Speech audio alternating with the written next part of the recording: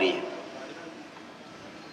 आम्ही आता शेतकऱ्याचं नुकसान येताना लक्षात आलं, ऊसाला जास्त परिणाम दिसला नाही. मधी असेल माहित नाही, मधी असू शकतो. कडेना रस्त्याच्या बघितलं तर बाकीचे जे छोटे पीक आहेत त्यांचा पूर्ण सगळा साफ झालाय, राख रांगोळी होऊन बसते. मला कोल्हापूर जिल्ह्यातल्या मराठ्यांना एक विनंती करायची, कशात बी राजकारण नका करत जाऊ. जातीचा विषय आला की जरा तुटून पडत आणि शेतकऱ्यांचा विषय आला की बाहेर निघायचं. ते ज्या धरणामुळे तुमचं प्रत्येक वर्षी नुकसान होतंय त्या धरणाकडे एकदा बघा रे. ते काय ते नावच घेणं लय अवघड. माझ्या पाठच व्हाय ना, ते 4-5 दिवस झाले मी पाठ करतो. त्याला म्हणा तू भितड जरा खाली जाऊ दे तिकडं, मी बी येतो दुसऱ्या बरेन त्याचा भितड जरा खाली सरकू आपण. जर आपलं एवढं वाटोळं होणार असलं तर उघड्या डोळ्याने कवर बघणार आहेत आपण. त्या धरणाच्या पाण्यामुळे जर आपले शेतकरी उद्ध्वस्त होणार असले तर त्याच्यावर मार्ग काढला पाहिजे. आणि सरकार दोन्ही मिळून काढत नसले तर जनतेने काढला पाहिजे. आपण सगळेजण ताकदीने एकत्र येऊ, पण त्या धरणाचं काहीतरी सोयीला लावू.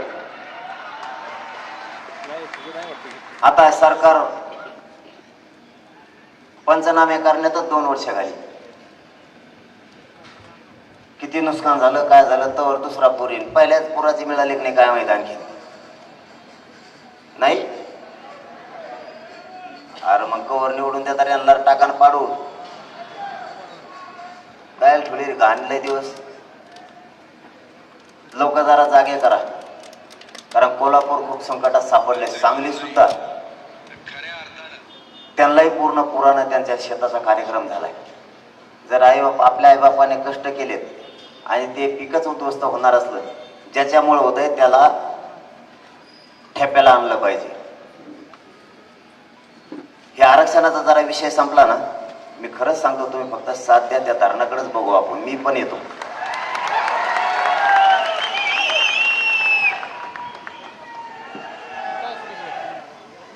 कारण शेतात काहीच नाही राहिलं. एकीकडून आरक्षण नाही, दुसरीकडून शेती साथ देत नाही. शेतीना थोडी साथ दिली तरी यांचं पाणी आपल्या रानात येते. म्हणजे बागायती झाली त्यांची आणि पिकं चालले आपले. पाणी आमचं आमच्या शेतात घुसविले त्यांनी. याच्यावरती बारकाईनं विचार आपण करणं गरजेचं आहे. आरक्षणाचा विषय सोडून द्या.